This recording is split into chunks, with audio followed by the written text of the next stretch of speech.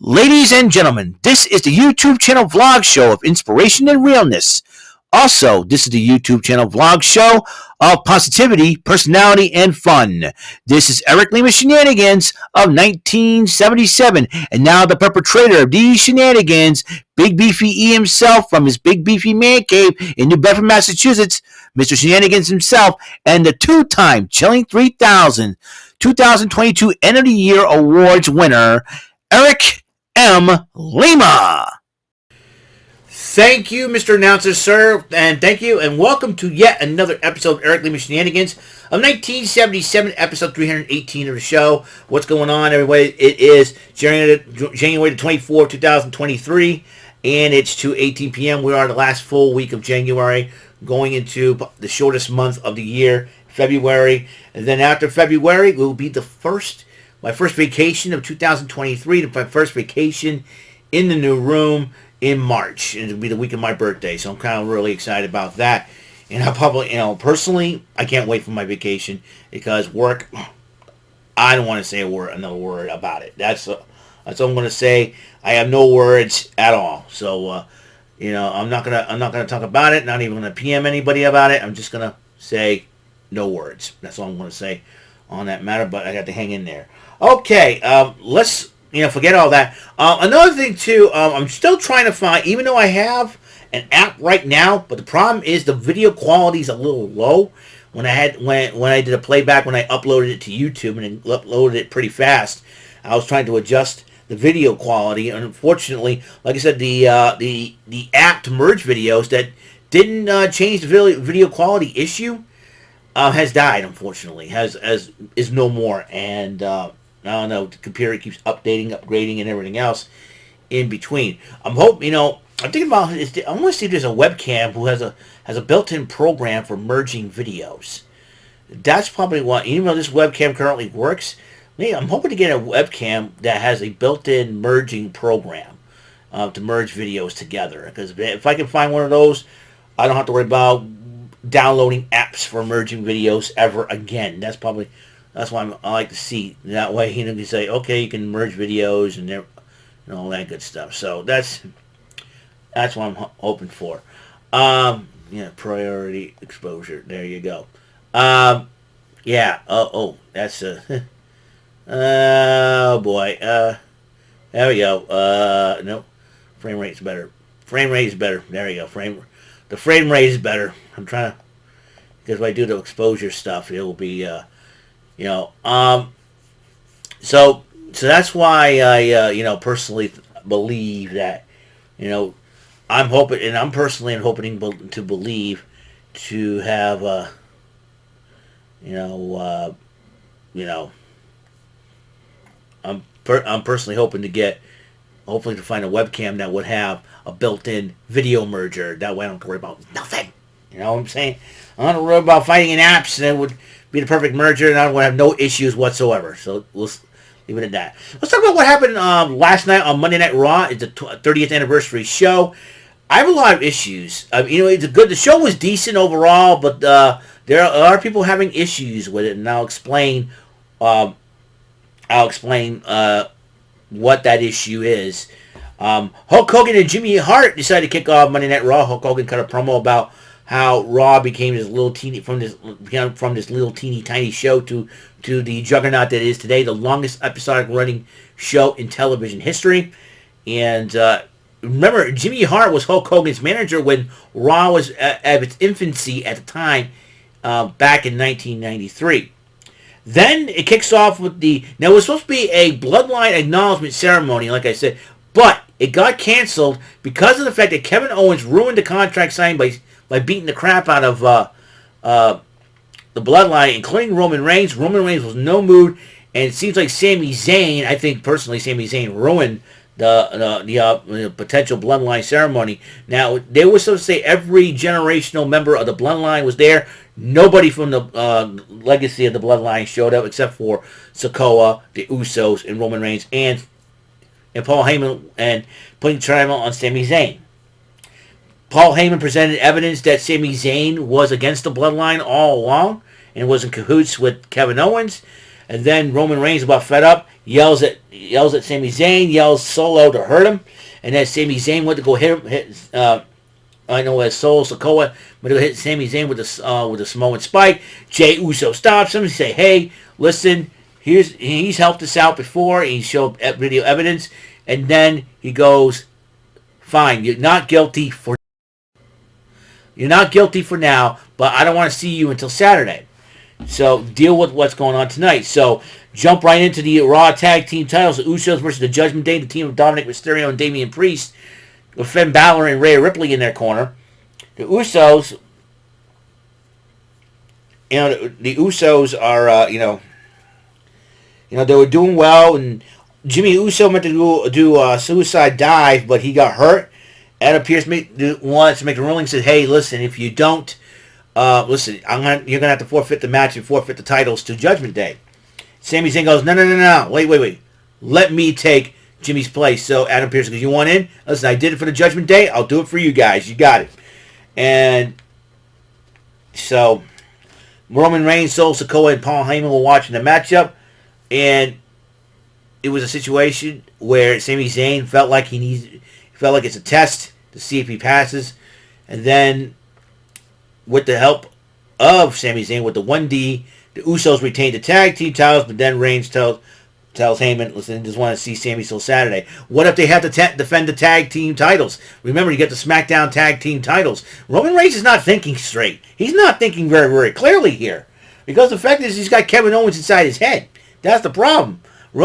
Because if Jimmy Uso is actually hurt, Sami Zayn will have to be Jay's partner until Jimmy Uso goes right. Roman Reigns is not thinking clearly. I don't think he's thinking very clearly.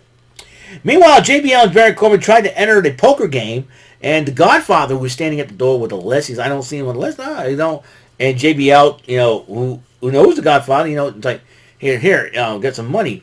Fine. And then Godfather goes, "I had to talk to the owner." And Ron Simmons actually is the owner of the APA. So he goes, "You know what? Come on in." So he comes in. And they both come in this old big casino. All the legendary superstars were there. Some of the legendary superstars were there. The current superstars. And it was like an old actual casino. It was hilarious. I'm like, how did that? Boy, they have evolved the APA offices. That's for sure. Anyways. So LA Knight comes out and dresses the Bray Wyatt situation. As you know, this Saturday this is also the go home Raw before the Royal Rumble. Me and my friend Jordy Scow did a live reaction to it last night, and having a lot of people come on and run their mouths. I always try to get this is why I do my solo. This is why I have my own YouTube channel and I do everything solo, because people like Jordan and Billy Moody, they don't stop talking. It's like, can I get a word in edgewise here? This is why sometimes I don't do a multi-person, my own multi-person podcast. Like, I'm just sitting there going, I have a thought? Can I get it out? You know what I'm saying? I love those guys. But anyways, it's pretty cracking up. Sometimes you want to go, can I? That's what happens when you meet. Anyways, LA Knight addresses the Bray Wyatt situation. Then all of a sudden you hear, he starts calling out Bray. I thought nobody's going to show up. You hear gong. I'm like, uh-oh. LA Knight has ran his mouth one too many times. You hear boom. And then all of a sudden, boom. And I think it was gong like 4 or 5 times. And all of a sudden you hear, I am an American. And Kid Rock's American Badass comes on. Has American Badass has the Undertaker silhouette. And then I think the motorcycle was stalled, and then he came to the ring. And then LA Knight's like, you know what? I'm going to the back. I'm going to let you. This is your yard and everything else. He goes back. Lights went out again. Bray Wyatt appears behind him. So I'm like, and LA Knight's like, he's been caught between a rock and a hard place. You know what I mean? So LA Knight climbs back into the ring. Undertaker grabs him by the throat. A choke slam him. But then he looks at Bray Wyatt as Bray Wyatt was staring at Undertaker. Undertaker just hands him over to Bray Wyatt. Bray Wyatt hits with Sister Abigail. And then the Undertaker, as he stands over, as Bray Wyatt stands over LA Knight, the Undertaker goes over and whispers something to him. What did the Undertaker say to Bray Wyatt? This is going to be an interesting situation, nonetheless. Is the Undertaker being Bray Wyatt's mentor all along? Never know for sure. It'll be interesting. Meanwhile, back at the APA casino, uh,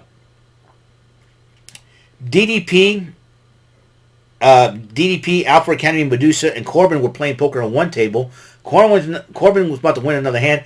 Ted DiBiase comes in typical Ted DiBiase fashion, dumps down some money and say, hey, can't deal me in. So, you know what happens, right? So, anyways, they were supposed to have a women's steel cage match, Becky Lynch and Bayley, but there was no match, no contest because Damage Control, who was supposedly sent to the back by Bayley, came out to attack Becky Lynch as she entered the ring for the steel cage, and all three women, Dakota Kai and the lovely Io Sky, along with Bayley, attacked Becky Lynch, Damage Control.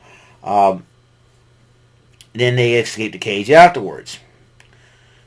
And so I want to, there's a lot of issues about that, that people are having, I'll explain about the issue after I'm done this.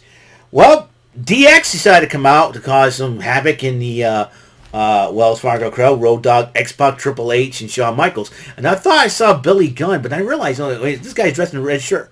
I'm like, wait a minute, why is Kurt Angle with them? That's the most hilarious part. DX is doing the DX thing, and then Kurt Angle's walking with them. I'm like, Kurt Angle, what's he doing? We're like, it's Kurt Angle. What's up with this, right?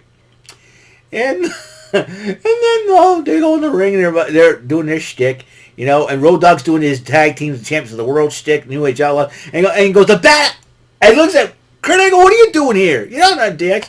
And Kurt Angle just grabs him like, I always wanted to join DX. I'm like, Kurt Angle. I know Kurt Angle has been known earlier for his goofiness, his comedy in his earlier days in the WWE. He is a pretty comical dude, Kurt Angle. And even when he does comedy, he just does like a calm demeanor type of comedy nowadays. And he goes, Triple H goes, something, you want to be part of DX? Are you ready? And Kurt Angle goes, yeah.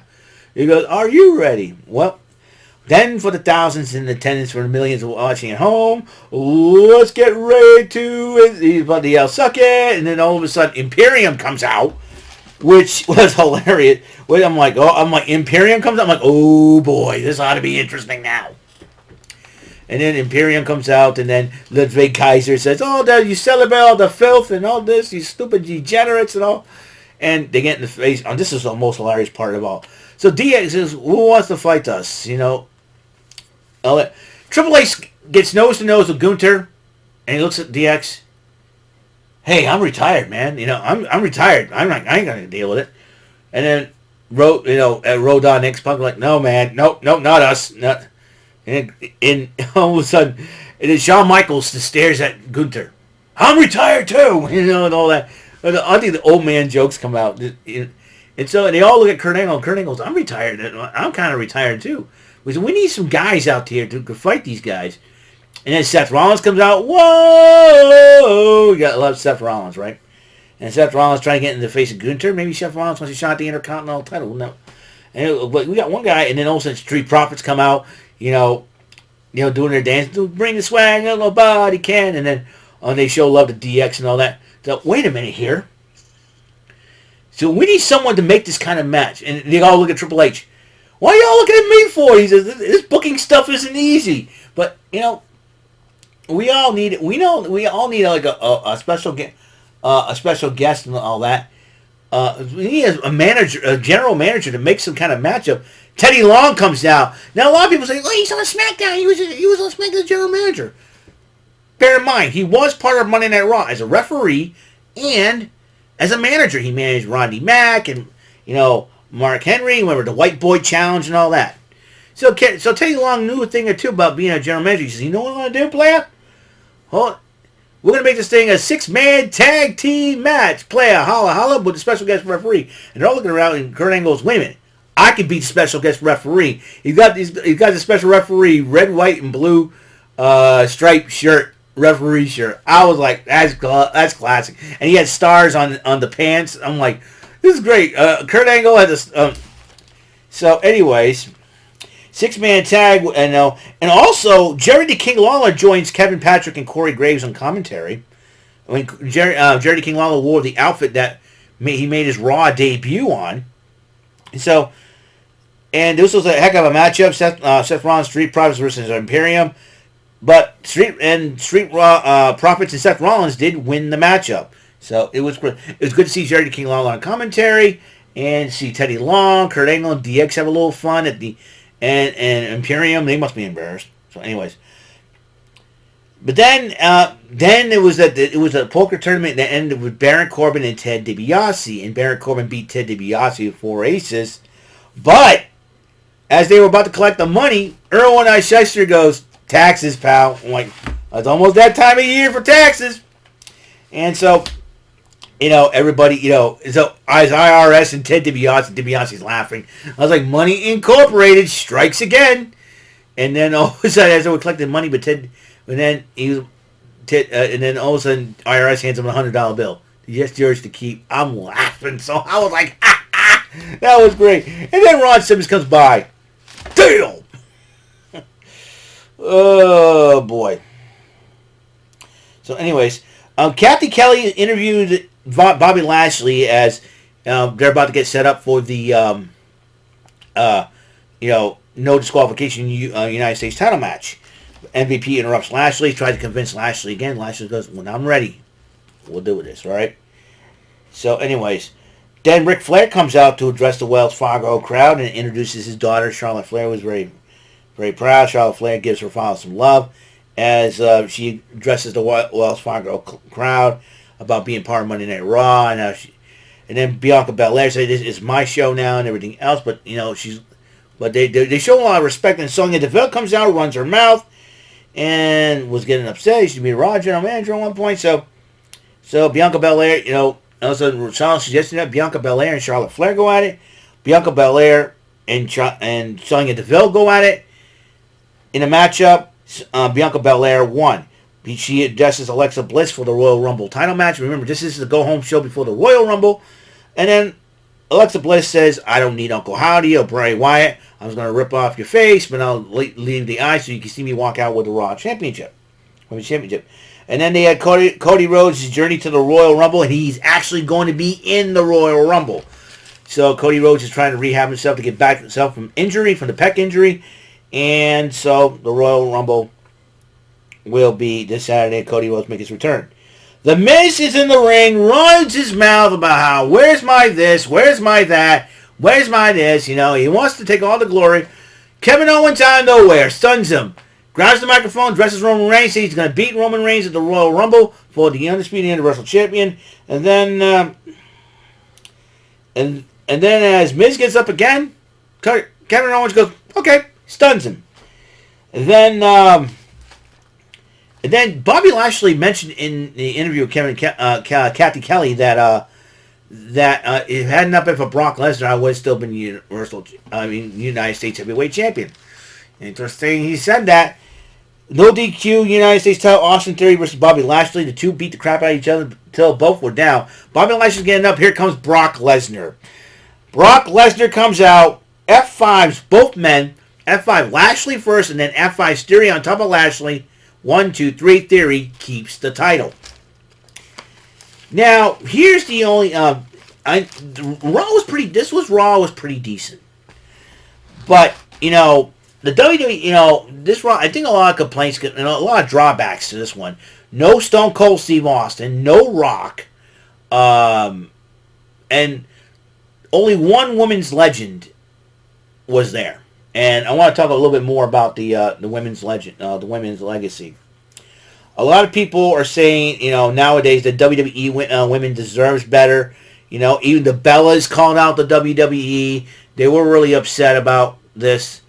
I don't know. Here's my theory. Maybe the return of Vince McMahon and the resignation of and the resigning of and Stephanie McMahon's resignation may have something to do with that. And, a lot of people are saying, okay, the Bloodline trial of Sami Zayn went too long, and they had to cut the women's steel cage. They had to cut the segment of the women's steel cage match between Bayley and Becky. I say save that for a bigger stage. So, but still, I think the women in the WWE don't get a whole lot of respect, and maybe that's probably the reason why Sasha Banks walked out. I think that's going to be the ultimate reason. Now this is further going to put a strain in the relationship between WWE and Naomi now, and I think Naomi probably Naomi and Sasha Banks may have proved their point. I'm hoping I hope Vince McMahon did not rehire John Laurinaitis. That's another thing. That could be another reason why, which was a disgrace. But I think personally the women's division could have been featured more. Instead of having Medusa playing poker backstage and all, but Charlotte should have at least gave the women's division a little bit more respect too, and that's another thing too. Victoria, you got the women's Royal Rumble. Only seven women have declared entry in this thing. There's 23 spots left up for grabs. So like I said, the women's not much of the women's division, man. Stone Cold and The Rock. At least they could have made an appearance. They don't have to wrestle. At least make an appearance, address the crowd, and everything else in between. But or make an appearance via video too. That's another thing too. Like I said, I know a lot of people. I know it's a lot. A lot of people complain that and then they complain too much, and a lot of people saying that WWE's been hypocritical when it comes to the ladies. I mean, and I hate to say it, but it's true. But it's really sad. I just hoping that the rumors of there's no Trish or no Lita either. That's another thing too. No Trish, no Lita. I'm saddened that Melina didn't even make an appearance, even though she was part of Raw for a few years as well. So I feel, I kind of feel bad for the ladies division in the WWE right now. They don't get that much love, and they do deserve that much love. And just it is sad to see that that the women don't get much airtime, and and I think like I say Vince McMahon's return and Stephanie McMahon resigning as CEO may have something to do with it, and it kind of scared I hope this does not come back to bite the WWE in the rear end in the long run. That's what I'm hoping.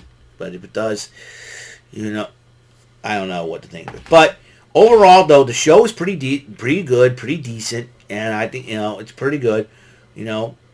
Funny bits by DX on one of my Undertaker coming back as the American Badass. That was really cool. Really cool moment right there. LA Knight must have working with the Undertaker, that little segment right there, because I think WWE's got a lot of confidence in the man. So we'll see what happens. I mean, give him a test with Bray Wyatt, and we will see. Okay, so here's the bright side about the women's division in the WWE right now. They're going to be displayed more on NXT tonight because I think we have 3 different women's matches. One of the matches, I do believe, it will be Indy Hartwell going one-on-one with the returning Tiffany Stratton. Another match of Elektra Lopez going one-on-one with Wendy Chu. And the women's tag team titles will be on the line at NXT as Katana Chance, I like her, and Kaden Carter defends it against Alba Fire. And it's supposed to get a handicap match. So it's like Alba Fire doesn't need any help. But I get a hunch that she's playing mind games with the tag champs, and we might see Isla Dawn and Alba Fire finally joining forces. So we'll see what happens if that's the case. And so the women are more displayed on NXT than the actual Monday Night Raw, which is kind of sad. Also, a special ceremony for Thea Hale for Chase Hughes. So this could be interesting as well. So. And I know a lot of people. Another thing, too, finally, Warner Media Discovery, bunch of idiots they are, especially that David Zaslav, decided to finally let Mark Briscoe wrestle in AEW against Jay Lethal to honor Jay Briscoe and as his 39th birthday. I just still cannot believe that Jay Briscoe, takes it. I think corporate people, corporate managements of some in showbiz are a bunch of idiots. I'm sorry. It's like they want to give into the woke culture, cancel culture crap, and I'm tired of that. I'm sick of it. It's like, oh, we don't, oh, it's like what happened to agree to disagree? And when we don't agree some of the stuff, we're not gonna shove it on television or anything like that. We're not gonna shove our agendas on television. I don't shove my agendas on here on YouTube because I talk about what I like, and what I like is sports, wrestling, video games, game shows, cartoons, 80s and 90s stuff. That's why I talk. I don't talk politics or religion on here. I don't, and just and for people to, you know, it's like, oh, you don't like what you don't agree with them. No, we're gonna cancel you. And I think what happened was I think we're all acting like a bunch of children, and we should be growing up and teaching the next generation.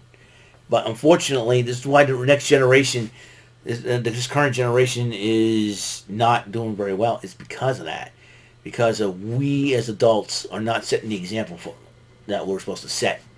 Instead, we want to act like total babies. Oh, we don't like this person, so we'll erase him from life, erase him from entertainment.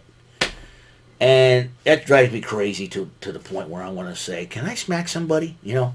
Anyways, Mark Briscoe will be wrestling Jay Lethal tomorrow night on Dynamite in a Jay Briscoe tribute match. So that would be something, it's like, they're not, it's like, cheapest just because somebody tweeted something 10 years ago and learn and grow from it. That's why I stay away from the agendas, the social agenda stuff, and the political agendas and religious agendas. I stay, even though, yes, I'm a born again Christian, I praise the Lord and all that, but I'm also been taught to be kind to everybody. And that's what it says in the Bible. Be kind to everybody. That's what I try to do. And, listen, I might not agree with some of the stuff out there that's been going on, but you know what I do? I don't worry about it. I said let the Lord figure everything out, and let go and let God. That's what I do. I let go and I let God.